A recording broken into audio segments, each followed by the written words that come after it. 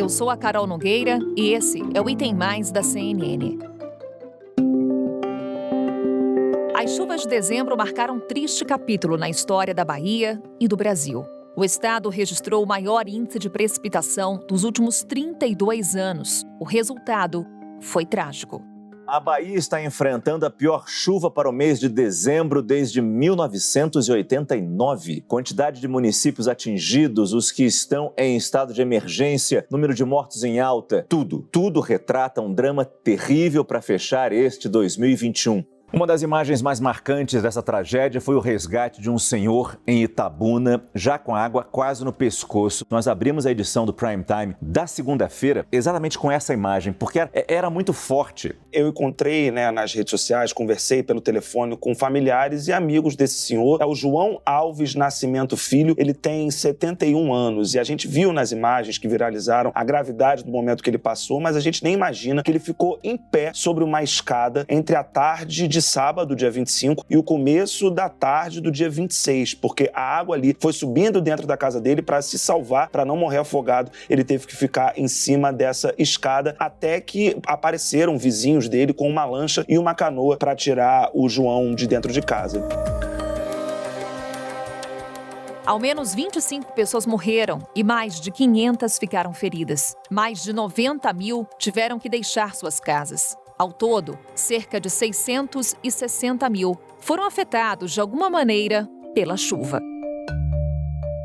Mesmo depois do período crítico, 153 cidades permanecem em estado de emergência. O governador Rui Costa estimou em 2 bilhões de reais o custo de reparação dos danos. O governo federal liberou 200 milhões de reais para a recuperação de estradas e outros 700 milhões para a assistência social nas regiões afetadas, o que inclui também Minas Gerais e Espírito Santo. Essa medida provisória, esses 700 milhões estão sendo liberados para o Ministério da Cidadania porque é dinheiro que vai ser investido em ações sociais. E são exatamente ações sociais de ajuda, de assistência alimentar. É para lá que vai esse dinheiro. Não está especificado por estado, então toda e qualquer região atingida pelas chuvas pode ser beneficiada, não só a Bahia. E o governo frisa aqui que é um crédito extraordinário. E aqui vai uma rápida análise: o crédito extraordinário ele não entra no teto de gastos, ele não entra no superávit fiscal, ele é exatamente para isso que ele serve, para o que aconteceu. Quando você tem um evento de natureza surpreendente, que não há como se prever, você emite um crédito extraordinário para fazer frente àquela despesa e ajudar essas pessoas, Márcio. Mas desculpa, Raquel, eu não sei se você tem o detalhe disso, mas você falou ações sociais. Esse dinheiro não serviria, por exemplo, para reconstruir pontes? Estradas? Não, Márcio. O governo já tinha liberado outros 200 milhões de reais, que era mais voltado para a infraestrutura. Esse dinheiro agora nós estamos falando de ações sociais voltadas à segurança alimentar, a uma rede de proteção em prol dessas pessoas. De acordo com o governo estadual, 60 trechos de rodovias foram prejudicados, o que dificulta o abastecimento e o trabalho de atendimento às vítimas. Recebemos no Item Mais a Silvana Freire. Ela é repórter da CNN Brasil. Ela trabalha em Salvador, mas foi deslocada diante dessa tragédia para o sul do estado. Acompanhou de perto os trabalhos na região. Aliás, Silvana, bem-vinda ao Item Mais. Antes de mais nada, parabéns pelo trabalho. Um trabalho de extrema sensibilidade diante da situação caótica que o sul do estado da Bahia viveu nos últimos dias e ainda vive regiões muito afetadas por esses temporais. E obrigada por dispor de um tempo para conversar com a gente. Oi, Carol. Olá para você, a todos que nos acompanham. Fico muito feliz com o convite. Eu que agradeço e estar tendo esse tempo aqui para a gente poder ter um papo sobre esses dias e sobre essa situação tão grave no sul da Bahia. Estive lá presencialmente, eu e o repórter cinematográfico Alan Santos. Nós chegamos no sul do estado na segunda-feira passada e seguimos até a quinta-feira, antes do período do Réveillon, Então ficamos 4 dias na região, percorrendo não só a cidade de Ilhéus, mas também regiões próximas e também a região da zona rural, que foi sim aí uma das áreas mais afetadas por conta dessas enchentes, Carol. Então vamos começar pelo que você viu, Silvana. O que você traz de relato? Você chegou, como você disse, na segunda-feira, no sul do estado. O que você traz de relato da população, dos moradores da região. Qual foi a situação que você encontrou quando você chegou por lá? Então, nós chegamos lá no dia 27, né? No dia 27 de janeiro, na segunda-feira, finalzinho da manhã. Cheguei de avião na cidade e do alto já dava para ter a dimensão de tudo que tinha acontecido por lá, né? A cidade estava totalmente coberta por nuvens carregadas, pegamos chuvas, inclusive, nos dias seguintes. E do alto já dava para ver o volume do Rio Cachoeira, que é o rio que corta essa região aqui do sul do estado. Ilhéus fica a cerca de 450 quilômetros da capital baiana. Então, o acesso realmente, no momento, era praticamente de avião, porque tinha alguns trechos que já não era possível chegar pela estrada. Então, por isso, chegamos de avião. Do alto já era possível ver o nível do rio, como esse volume tinha subido, né? Da sexta-feira anterior até a segunda, em que nós chegamos, no dia 27, mais de 9 metros. Aí foi o volume que o rio subiu em apenas 3 dias, né? Então, só para vocês terem uma ideia do quanto que esse rio encheu e, por conta disso, todo esse prejuízo para essa região. Então, a população ribeirinha, aquelas pessoas que moram mais perto dessas áreas aí do rio, que corta toda essa região, foram, por conta disso, as mais afetadas. Do alto já dava para ver as áreas alagadas ainda. Na cidade de Ilhéus, quando a gente chegou, logo, né, desci no aeroporto internacional de Ilhéus, percebi já a movimentação de aeronaves do grupamento aéreo, aeronaves do Corpo de Bombeiros, não só aqui da Bahia, mas também, inclusive, de São Paulo, que está apoiando. Essas equipes ainda estão no sul do estado apoiando esse trabalho que vem sendo feito por equipes aqui da Bahia. Então, já havia essa movimentação no aeroporto. Do aeroporto, seguimos, então, para a cidade. No momento, não estava chovendo, o tempo estava nublado, mas, assim, na cidade, nas principais ruas e avenidas, tudo já estava seco, tanto em Ilhéus quanto em Itabuna, que também foi uma outra cidade próxima muito afetada. Quando a gente foi para a zona rural, aí sim a gente teve a real dimensão do problema, Carol, porque, assim, para a gente chegar até essas regiões mais afastadas, né, fomos a um distrito chamado Sambaituba. Desse distrito até Ilhéus, seriam cerca de 20 quilômetros, um percurso que a gente faria em mais ou menos meia hora. Nós levamos mais de 2 horas para chegar até lá. E só conseguimos chegar porque fomos com uma equipe do Corpo de Bombeiros de São Paulo, que recebeu muito bem a nossa equipe, eu e o repórter cinematográfico Alan Santos. Então, seguimos com eles nessa missão, acompanhando exatamente esse trabalho do Corpo de Bombeiros. Nós seguimos de carro inicialmente e eles seguiam no caminhão. Esse caminhão, inclusive, veio de São Paulo para cá, para a Bahia, para dar esse suporte com essa equipe do Corpo de Bombeiros. São mais de 20 só do estado de São Paulo. A equipe que a gente acompanhou, eles estavam em 4. Nós fomos seguindo até que chegou um certo ponto da estrada que já não era possível passar mais com um carro pequeno. Então a gente passou para o caminhão do Corpo de Bombeiros e seguimos dentro do caminhão com eles. Por onde a gente ia passando, a gente ia vendo, né? Foi algo que me impactou muito e, sem dúvida, é uma cobertura que vai me marcar, assim, profissionalmente, que era o olhar das pessoas, o pedido de ajuda quando a gente passava com o caminhão do Corpo de Bombeiros, até quando a gente chegou no ponto, digamos, o ponto final, que era a região onde só era possível ir de barco. E daí eles seguiram em barco, porque eles levaram um barco de motor, levaram também botes para estar fazendo esses resgates, e nós seguimos com moradores, né? Tinham moradores no local, e o Daniel foi um morador que ajudou muito a nossa equipe, porque ele tem um barco com motor, e a gente foi no barco dele para estar percorrendo as regiões mais afetadas. Em alguns pontos que a gente chegou, a água estava na altura do telhado dessas casas, Carol. Então, assim,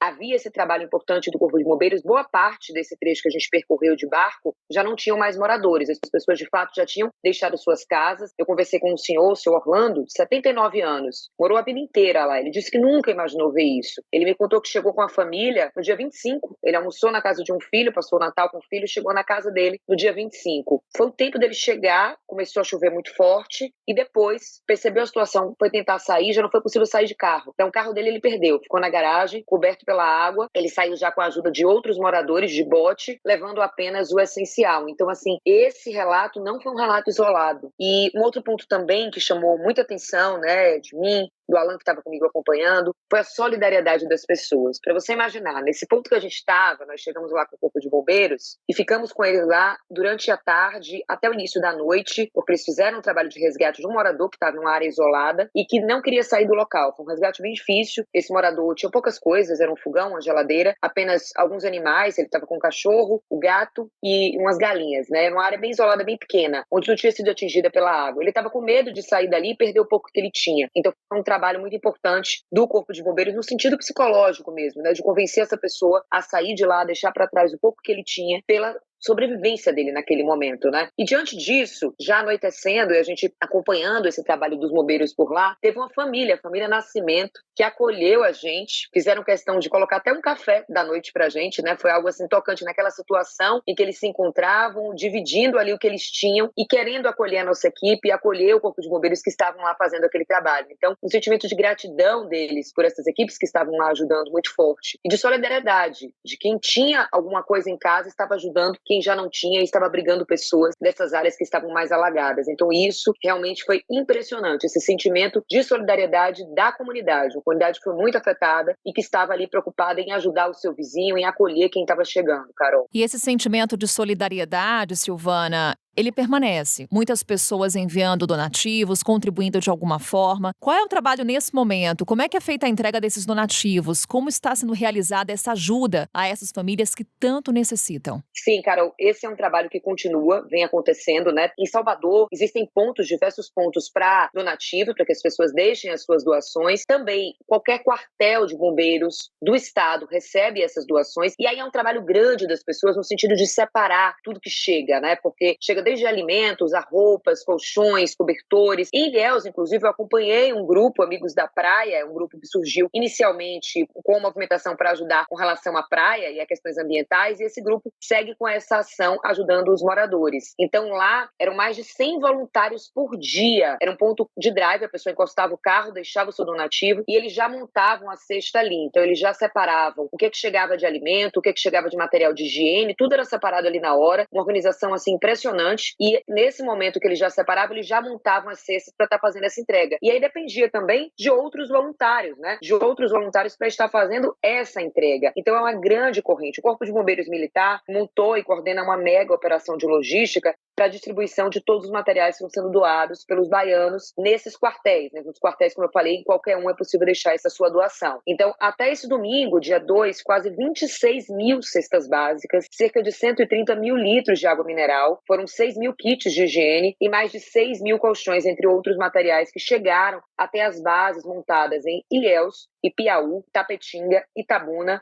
e Santa Inês. Isso porque o governo montou bases, né, como um gabinete avançado em pontos principais do estado por conta dessa situação. Então, Ilhéus e Itabuna ficam na região sul da Bahia, Itapetinga, região sudoeste, Piauí também é um outro ponto. Então, isso foi feito de uma forma pulverizada, porque o impacto dessa chuva, dessa última vez agora, foi muito maior do que a gente teve lá no começo do mês. Eu lembro que começou a chover aqui na Bahia, lá no dia 8 de dezembro. Inicialmente afetou mais o extremo sul do estado, região de Itamaraju, Porto Seguro, foi bem afetada. Nesse segundo momento, agora no final do ano, o impacto foi muito maior porque envolveu outras regiões. Então, cidades que ficavam a 600 quilômetros de distância de outras também foram impactadas. Então, por conta disso, o trabalho também foi muito maior agora dessas equipes, né, e de equipes de bombeiros que ainda estão nesses locais trabalhando para atender essa comunidade, né. Inclusive, nessa segunda-feira, foram 1.500 cestas básicas entregues lá em Ilhéus e 16 mil litros de água. Eu conversei com os bombeiros e eles me passaram esses números com relação, atualizando o que foi entregue nessa segunda-feira. Qual é a situação de momento, Silvana, no sul do estado? E também como está sendo a atuação do poder público na região? O que você destaca das ações, tanto do governo do estado quanto do governo federal, das prefeituras? Como eles estão agindo diante dessa situação caótica no sul do estado? Então, eu acompanhei, né, a visita que houve aí da comitiva. Diversos ministros que tiveram na região sul do estado, estava lá em Ilhéus quando eles fizeram essa visita, sobrevoaram essas regiões, depois conversaram com a imprensa falando sobre os investimentos para a região, tudo isso que ocorreu nessas regiões, né? Inclusive o governador Rui Costa me disse que 5 mil casas precisaram ser construídas. Isso aí significa um montante em torno de 300 a 400 milhões de reais, segundo informações do próprio governador quando a gente conversou lá em Ilhéus. Então agora há esse momento de cadastramento dessas famílias, cadastrar essas pessoas, entender exatamente quais aquelas que podem voltar para suas casas, porque há essa preocupação. Algumas casas que não foram destruídas pela força da água, mas tiveram a estrutura danificada por conta da chuva. Então é perigoso retornar de imediato para essas casas. A gente entende, quando para de chover, as pessoas querem voltar para casa, mas há esse risco ainda. E por isso tem sido feito um alerta aí por parte do governo do estado. Ainda há esse gabinete avançado com secretarias do governo na região sul da Bahia, né? Também há, e agora a gente recebeu o apoio hoje também de médicos enviados pelo Ministério, né, nessa semana. Então, esse trabalho ainda vem sendo feito. Hoje, inclusive, o governador Rui Costa, ele voltou ao extremo sul do estado, ele está visitando os municípios de Vereda e de Lagedão, na região sul, e justamente autorizou uma série de obras para ajudar na reconstrução e na recuperação dessas cidades que foram atingidas pelas fortes chuvas. Ainda há também um trabalho intenso da Secretaria de Infraestrutura nas rodovias baianas. Isso porque houve um impacto muito grande, são mais de 60 pontos de rodovias do estado que estão sendo monitoradas pela Secretaria de Infraestruturas, pontes e pontilhões, só na cidade de Prado, no extremo sul, 14 pontes foram levadas pela força da água. Então hoje a gente tem 3 rodovias estaduais, que é a BA-250, BA-2542 e a BA-887, onde está acontecendo esse trabalho da Secretaria de Infraestrutura, e aí há um alerta também aos motoristas dessa região, porque houve uma nova ocorrência e precisou ser feito um desvio nessa região, nessas rodovias estaduais. Então a Secretaria de Infraestrutura está trabalhando ainda nesses locais, como eu falei, são 60 pontos que estão sendo monitorados de rodovias aqui no estado. Foram mais de 660 mil baianos impactados diretamente por essas fortes chuvas, né? 153 municípios ainda estão em situação de emergência. E de acordo com os dados aí atualizados pela Defesa Civil, são mais de 90 mil pessoas ainda entre desabrigados e desalojados, ou seja, pessoas que deixaram suas casas e não sabem se vão poder voltar ou quando vão poder voltar, Carol. Silvana, e quando vão poder voltar? É a pergunta que a gente se faz, em qual situação? Mais uma vez, obrigada por essa conversa. A gente espera que o cenário por aí no sul do estado da Bahia melhore e, claro, que essas famílias se encham de esperança para que consigam recuperar um pouco do prejuízo do que foi esse fim de 2021 para tanta gente aí no estado. Mais uma vez, obrigada por essa conversa. Eu que agradeço, Carol. Agradeço o convite, agradeço por estar conversando com você aqui, dividindo um pouco do que a nossa equipe viveu nessa região do sul do estado. Por enquanto, estamos com sol nessa região, tá? Para a gente atualizar também a essa preocupação, viemos acompanhando aí com relação às chuvas. Então, não temos previsão de chuva pelos próximos dias, o que deve ajudar no trabalho das equipes que estão nesse local. Felizmente, tomara que o tempo ajude. Obrigada, Silvana. Um grande abraço.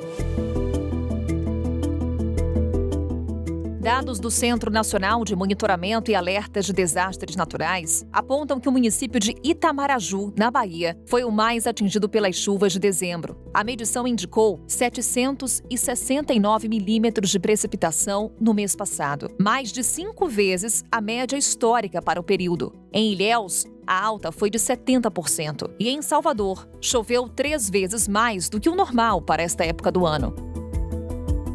O Instituto Nacional de Meteorologia explica que as chuvas que atingiram a Bahia, Minas Gerais, Goiás, Espírito Santo são resultado da formação de uma zona de convergência do Atlântico Sul. O fenômeno meteorológico é comum nessa época do ano, mas outros fatores também contribuíram para esse cenário, como vai nos explicar agora a Josélia Pegorim. Ela é meteorologista da Climatempo e está conosco a partir de agora. Josélia, mais uma vez, obrigada. Sempre muito bom conversar com você, tirar todas as nossas dúvidas com relação à meteorologia, com relação ao tempo. Bem-vinda ao Item Mais. Oi, Carol. Obrigada pelo convite. É um prazer estar aqui com vocês e podendo esclarecer o grande público sobre essas coisas da meteorologia. A começar a falar de Bahia, Josélia, uma chuva acima da média para esse período no sul do estado. O que explica tanta chuva castigando o estado da Bahia? Olha, Carol, dizer que a chuva na Bahia foi acima da média é até generosidade, viu? Porque o que aconteceu ali, honestamente, me assusta como meteorologista, porque, para você ter uma ideia, naquela região de Itamaraju, por exemplo, que foi uma das cidades baianas que mais sofreram, choveu em 28 dias quase a chuva de um ano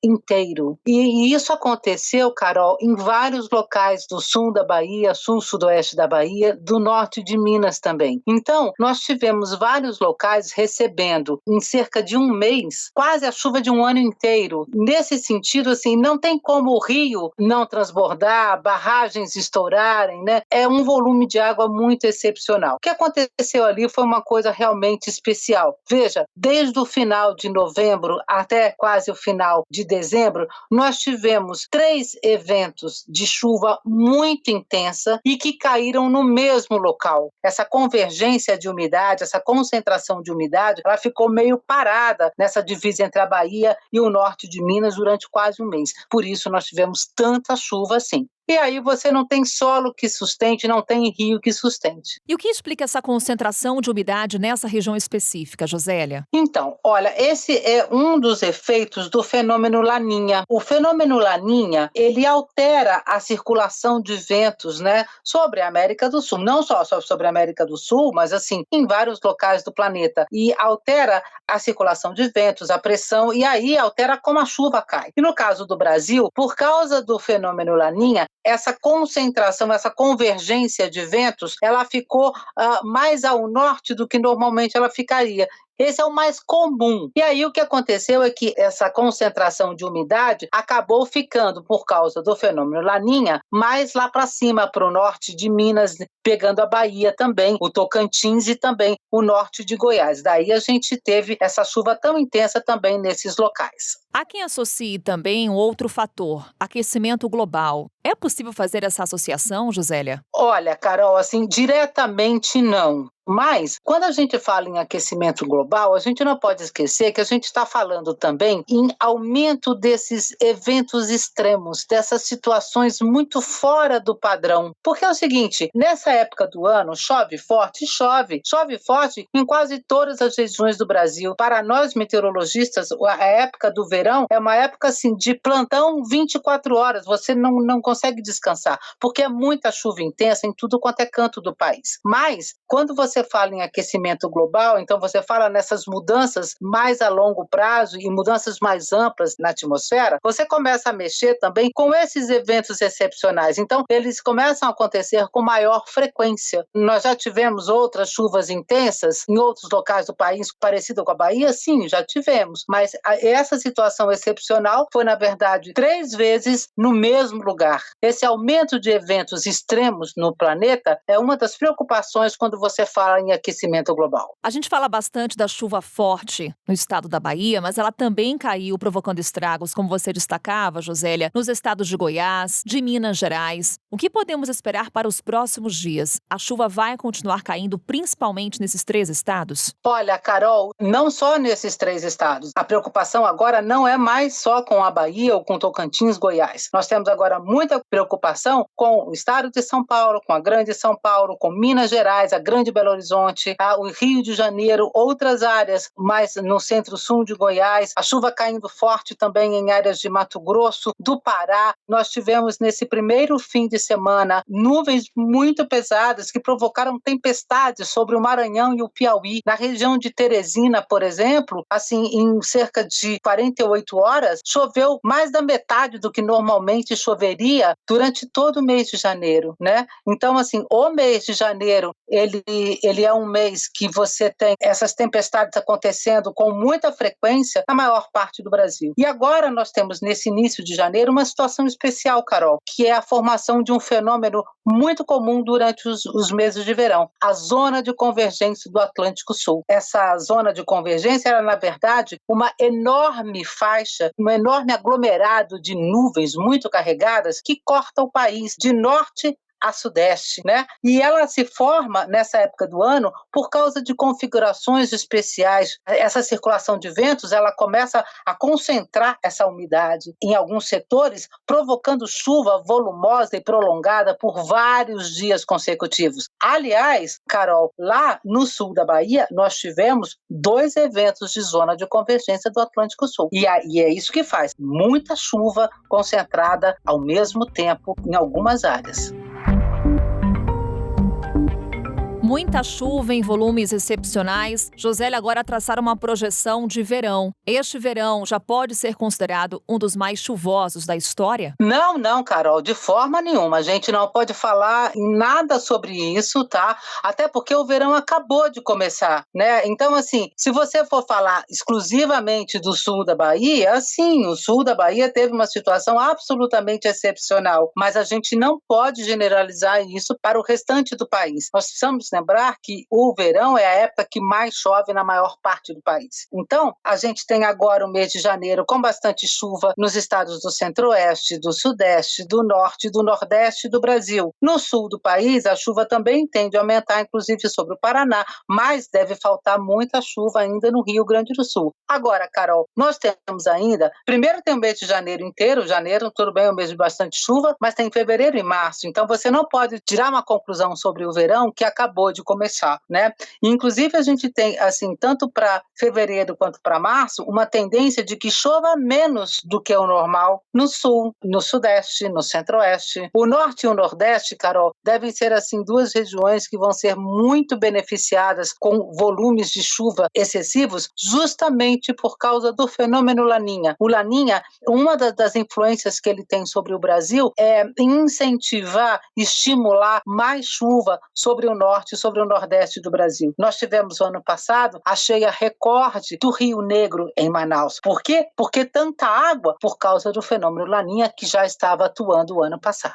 Lembrando que dá uma preocupação, né, Josélia, principalmente com relação à região sudeste, por exemplo, no que se refere aos mananciais, devido à crise hídrica. Enfrentamos uma seca histórica e agora também uma preocupação com relação a esse volume de chuvas agora no verão. Então, aí a gente precisa separar os reservatórios, porque uma coisa é você falar em reservatório para abastecimento de água potável, né, de água para as populações. A outra coisa são os reservatórios para abastecimento das hidrelétricas. Então, por exemplo, agora, nessa época do ano, é muito importante, essa chuvarada que a gente está esperando para o mês de janeiro, ela é muito importante, né? E é muito importante porque, assim, ela vai cair em áreas do Cantareira, vai favorecer uma elevação do nível. Olha, o Cantareira terminou no ano de 2020 com cerca de 25% desse seu armazenamento. É um volume baixo. Nos últimos anos, essa média para o final do ano estava em torno de 40%. Não é ideal, mas era bom para começo de um período chuvoso. Agora, começar o período chuvoso em 25% é muito baixo. Então, tem água para cair? Tem. Não dá para dizer ainda, por exemplo, assim, o Cantareira vai terminar com volume de chuva excepcional.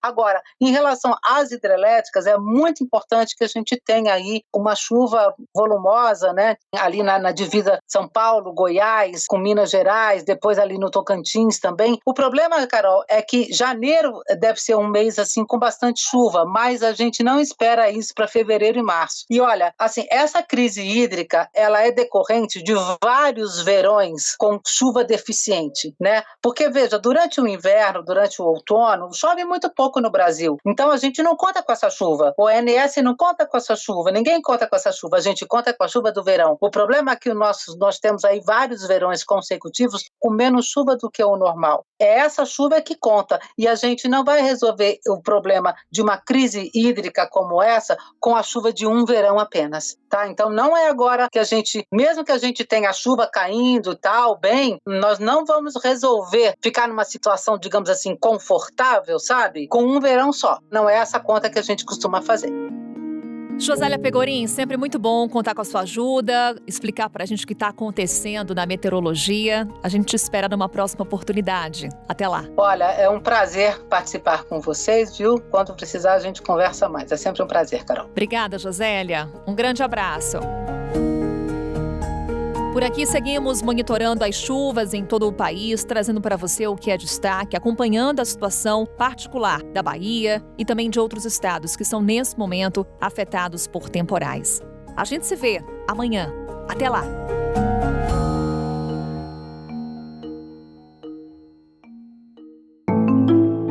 Com a minha apresentação, Carol Nogueira, este podcast foi produzido pela Maremoto para a CNN Brasil. Roteiro e pesquisa, Lucas Scherer. Pauta e produção, Danilo Santana. Edição e sonorização, Murilo Lourenço. Coordenação geral, Paula Weinberg e Felipe Gomes. Coordenação de produto, Verônica Schneider. Coordenação editorial, Diego Toledo. Você também pode ouvir o Item Mais no site da CNN Brasil. E aproveite para conhecer os nossos outros programas em áudio. Acesse cnnbrasil.com.br/podcasts.